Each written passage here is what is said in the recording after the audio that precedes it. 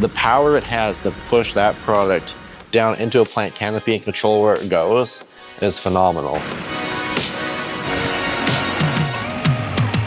I'm Wacey Hollman. I am a 5th generation farmer out here in central Alberta. When you look across Alberta, DJI is pretty much the only brand that has been proven on thousands upon thousands of acres. My favorite thing that the T100 that has over the T50, I love the LiDAR. That helps a lot within just obstacle avoidance and everything. The dry tank on it. The T100 with the new screw design, it's so worth the upgrade for the amount of acres you can do. A T100 can do what 250s do and do it better. I was out midwinter, February, doing a bunch of frost seeding. You don't have to worry about your tire tracks. If you drive on a hay crop in the middle of the season, that strip where you drove is dead. When time is money, it's worth a lot when you could save 3, 4, 5 minutes on a flight back home, right? In terms of regulations here in Canada, the PMRA is working a lot quicker than was expected on actually grandfathering these drones under the aerial label. Hopefully in the next coming months, everything an airplane and a helicopter can do, a drone can do.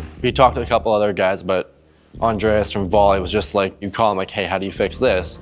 He's got an answer. If not, he'll get you an answer right away.